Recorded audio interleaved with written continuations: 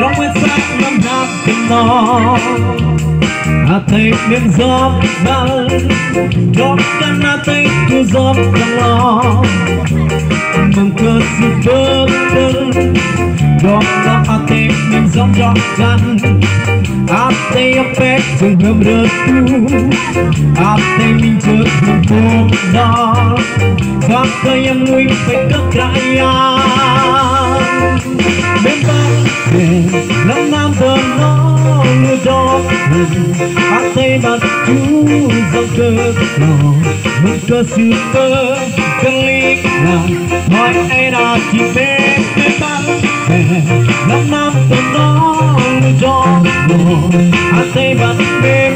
cơ đó cơ gần sự lắm cơ đó đã cơ gần được bên bang năm năm thơ nó lấp nó có đọt cắn thấy chứ gió cơ lưu mẹ ba hỏi ai là chi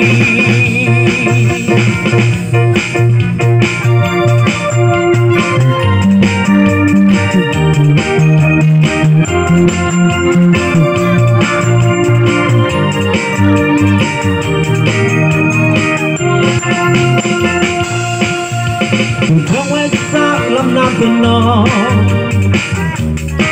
thấy mình gió tan đọc căn thấy chưa gió đông lo bằng cơ sự bơ chân đọc nó thấy mình gió đọc căn thấy ông phép sự gầm rớt tu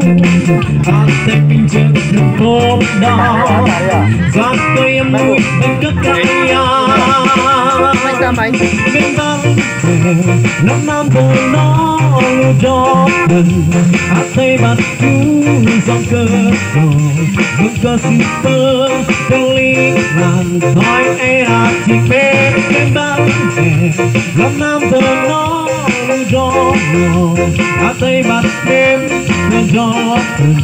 cơ gần sự lắm cơ đó cơ gần bên bang năm năm vô nó lấp không có đọt cắn thấy dần dòng cơ lưu mẹ ba ai là chi